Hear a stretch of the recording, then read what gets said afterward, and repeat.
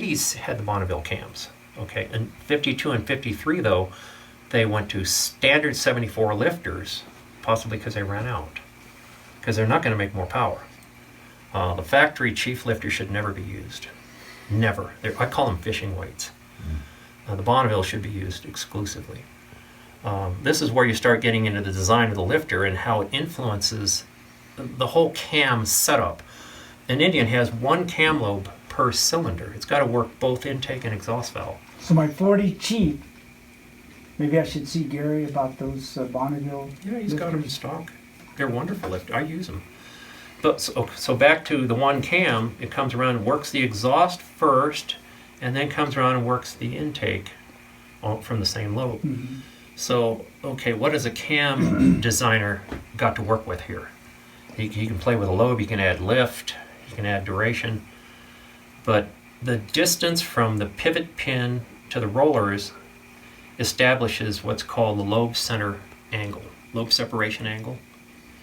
And on Harleys, Chevy V8s, most engines, they have a single lobe per valve, and they move the cam, they move it where they want.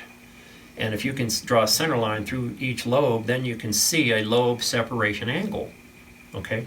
You can't do that with a Chief. You only have one cam. So you move the rollers. And that effectively gives you the change in lobe separation angle. And I spent 1.5 years on this drafting table, backward engineering all things Indian as far as cams and valves go, and that's how I came up with my new designs. So I targeted shovel heads and pan heads and all the racing cams and street cams for those.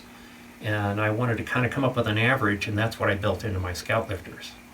I've reduced the lobe separation angle from 118.5 down to 104.5. So it's ready for performance cams.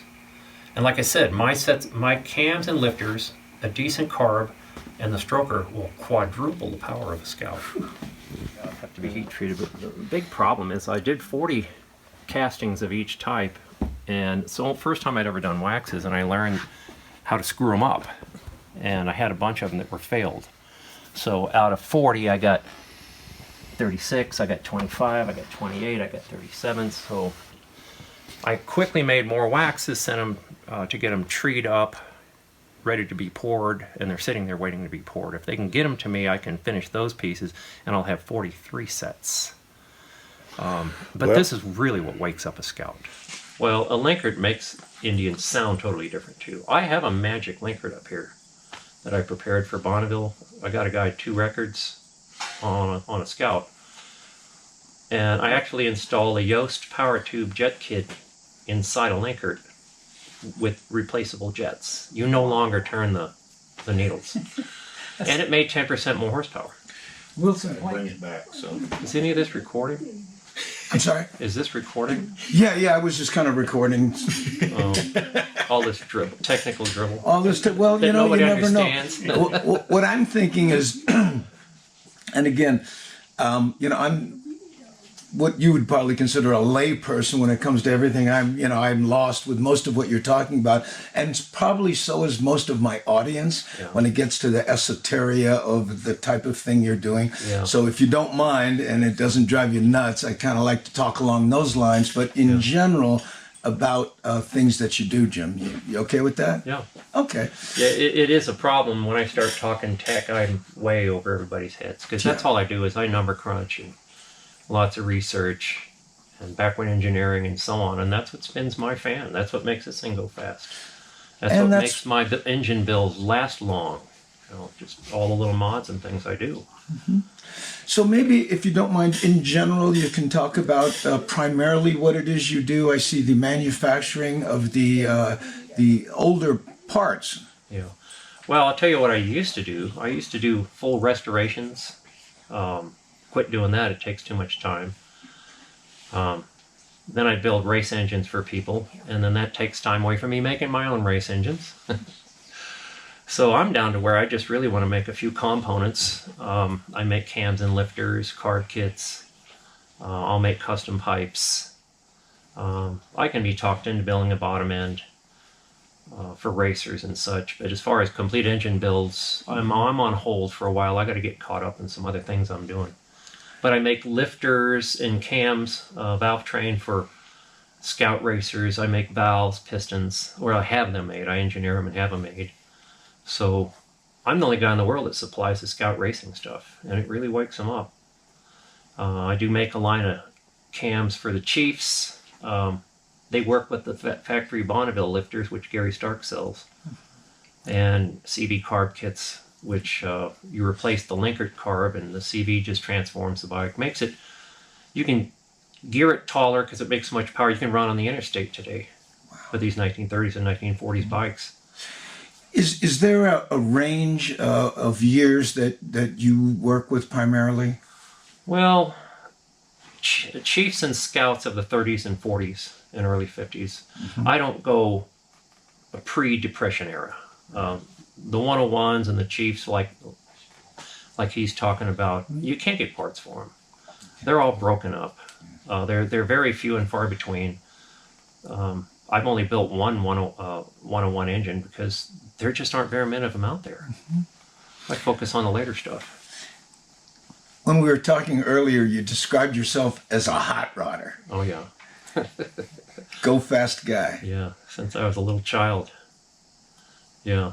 Even as a child, I was 11 years old, I had a Rupp mini bike, a 2-speed, and of course I pull the head off, I mill the head, I make a straight pipe, find a Delorto carb off some Italian bike, and I run go-kart nitromethane. You were milling heads at 11 years old? Yeah. My goodness. And I had the fastest mini bike in town, up in Ohio. Oh yeah. It gets worse.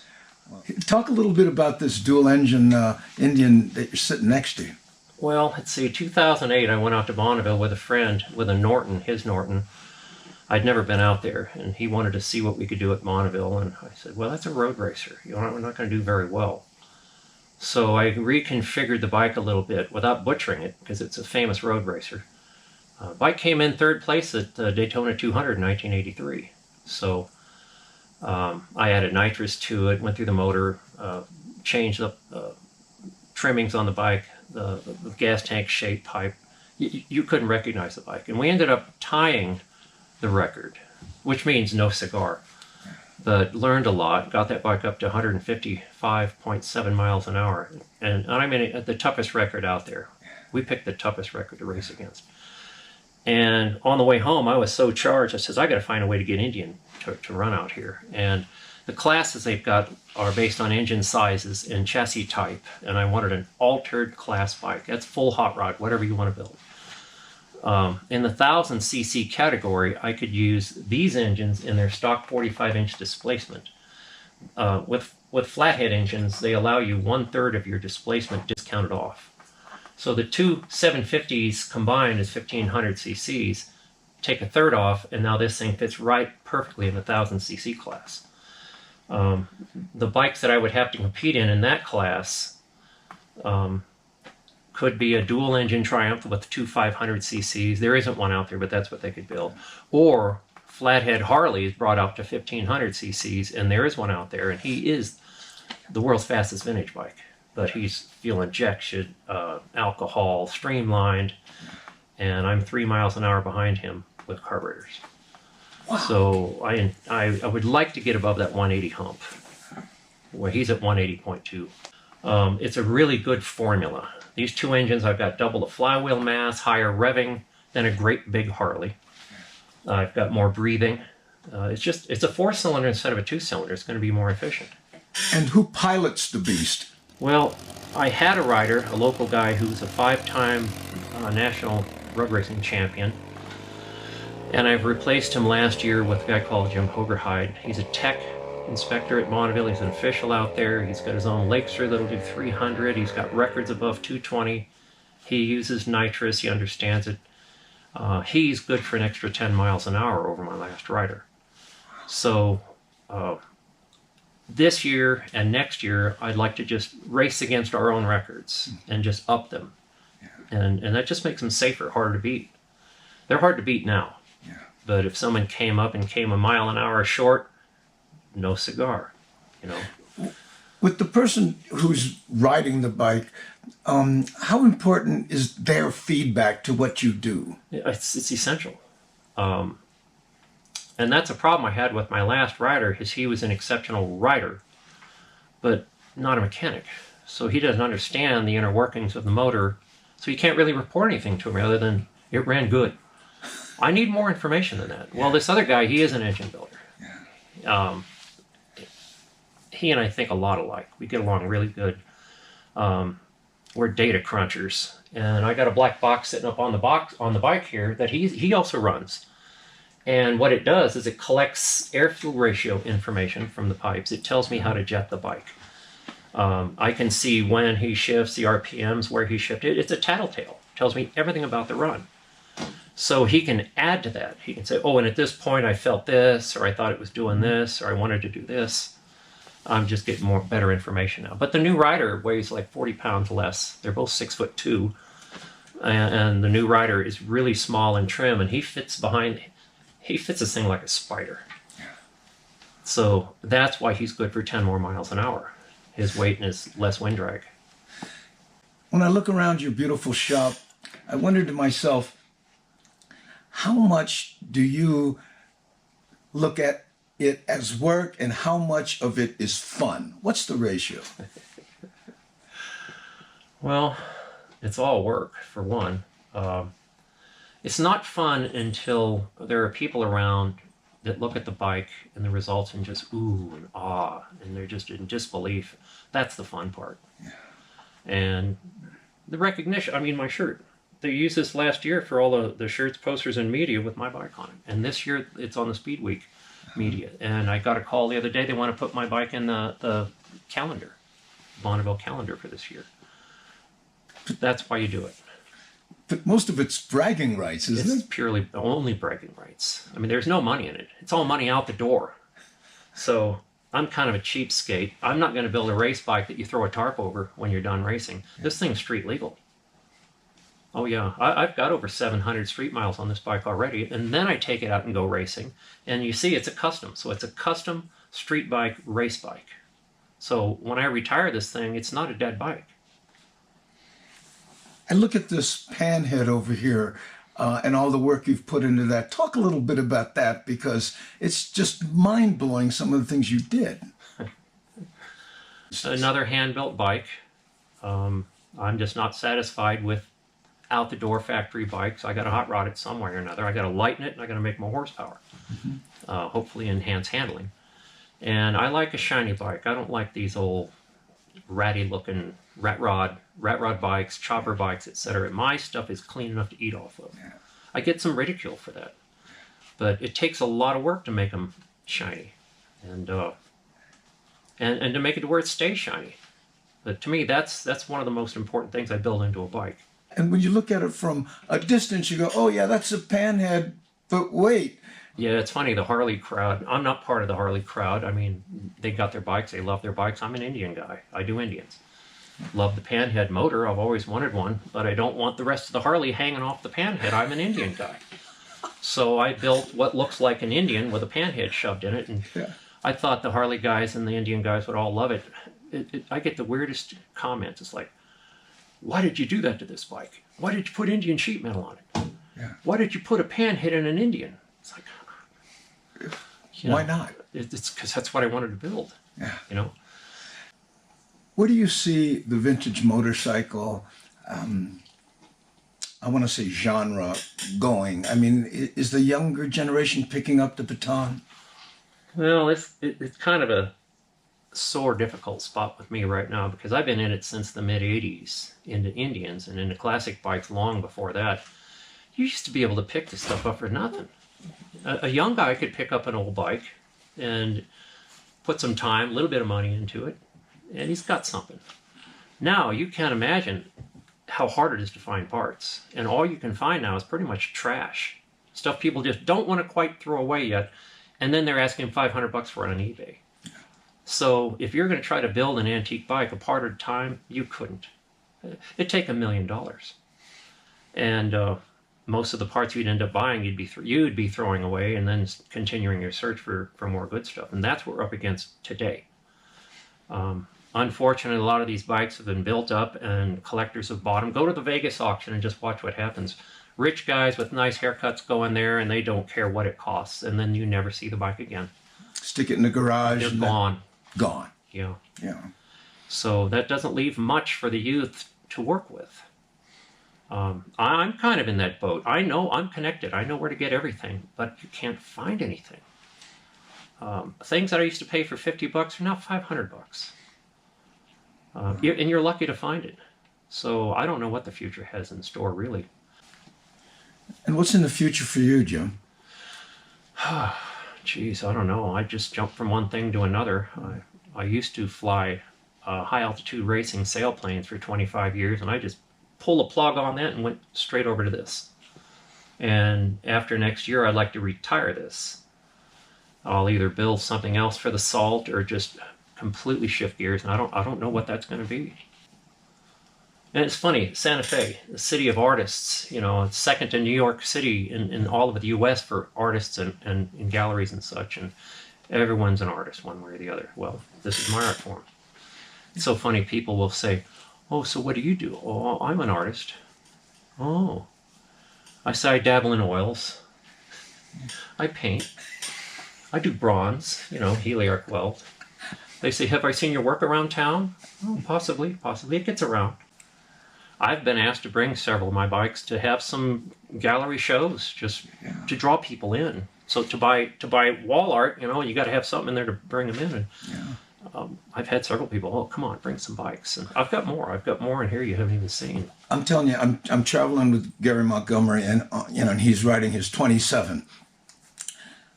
Every restaurant we come out of, there's a crowd around it. Oh, yeah. Just the general non-motorcycling people looking at it and saying, wow, that's beautiful. Yeah. And that's a good day when you hear that. That's why you do this. No one wants to paint a painting that's ugly because no one's going to like it. Same here. Mm-hmm. And you should see the crowd that gathers around this thing. It's crazy. At Bonneville, they told me this is the most photographed vehicle out there at the starting line. Because it's not like anything else that rolls up to the starting line. And especially something that runs so fast with 80-year-old engines. Yeah. People don't know what to think of it. The new motorcycles with, that you need a laptop to change the brake pads in. Yeah. What are your thoughts on those? I plug a laptop into this. I plug it into my Tattletale. And all this data comes in and it prints out this beautiful graph with lots of information. But I'm allowed to use a data logger. That's what it is, a data logger. I can't use anything else on the antique class motors like electronic ignitions, fuel injection. You can't use any of that stuff. I just use a laptop, like I said, just to look at the run, tell me how to gear it and how to jet it and how to time our shifting of gears, when to hit the nitrous button, etc. Very helpful. Well, but to answer your other question, like see that BMW over there, the brand new BMW? As soon as I got it home, and look what I do, look what I build. I said, I hope I never have to take this thing apart. It's too new, it's too modern. I'll have to go back to school and figure it out. And yeah, you have to have computers to talk to them. If you were allowed to use electronics in this bike here you're sitting next to, would you do it? Oh, sure. I could use a turbocharger, fuel injection, boost control. There's all kinds of things you can do. These things you can get wheel spin out there, so there's traction control and all the stuff you can use. But in the antique class, no electronics. Yeah. They want you to be limited to what they had to work with back in 1955 and beyond. That's what, if you notice the designation on here, 1000 altered vintage gas. Altered meaning homemade chassis, vintage, 1955 or older power.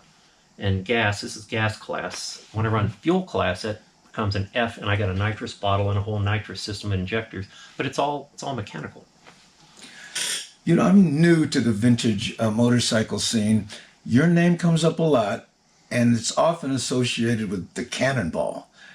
Well, I've built some Cannonball engines that are, two of them that came in first and second in the singles class. And some others I've helped on. And I know all the guys. I know a lot of them. We go to these antique road runs, and it's like a big family. And half the people on the Cannonball I will have seen on a road run in any given year. It's a family. And how much work do you have to turn down? all of it. Now, at this, like I said, I've got some catching up to do, so I'm just on hold for a while, and as soon as I can clear my table, I'll be building engines for people again. Yeah. But somehow my name has gotten out, and I get phone calls and emails from all around the world every day. I've done work for people in Russia, Ukraine, the ex-Soviet country of Georgia, Malta, Corsica, just obscure places. A guy in Brazil wants me to build an engine for him. I had to steer him to a friend of mine. Word gets out. In fact, I don't know how this happened, but these tours, you see people come from Europe, Australia, England, whatever, and they rent Harleys in Las Vegas and such, and they'll do a tour here. I've got about half a dozen of these European tours. Somehow I'm on a map somewhere. Just come see Jim Mosher. It's really entertaining. One of these runs were like 26 people from Holland, all on Indians, and they just showed up. And it's like, wow. None of them spoke English except for one guy. He was from England, living in the Netherlands for many years. And I'd get into a discussion, technical discussion. They're all listening really intently. And then he'd turn and he'd translate in Dutch. And all of a sudden they'd all go, ooh, ah. It's hilarious. You're on map of the motor builder stars. Well, the destination. Plus Santa Fe is not a bad place to visit. Yeah. But they can come over here and I can tweak their bikes if they need some little thing just so they can get back on the road, or throwing up on the dyno here and just have a little fun. Of all the things you're into, Jim, do you have a favorite part of the motorcycle industry? Favorite part of the industry? Well, yeah, they make motorcycles. We can go out and ride and they put smiles on your face. That's one thing I say. I mean, it doesn't matter what kind of bike it is. All bikes were built to put a smile on your face. And if you're not smiling, you need to go take up something like golf or something else. You don't belong with motorcycles. They truly keep you young. You make new friends and family. I guess my whole life has ended up hoovering around motorcycles at this point because it keeps me tied in with all the good people that I've met. That's what's good about motorcycles. And they all share that.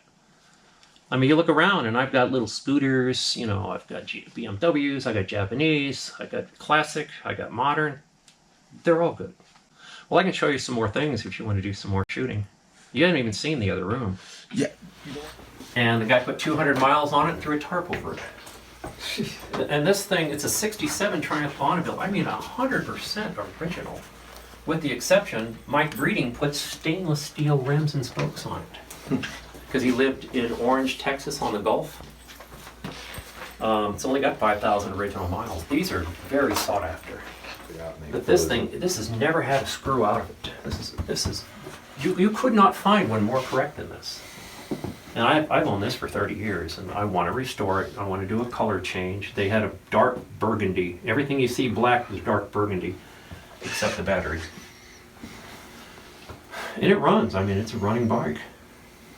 Rarest model Indian made. They only made 200 bikes that whole year. They were going out of business. The dealer network around the country propped up the factory, kept them alive. Wow. You'll never see another one of those.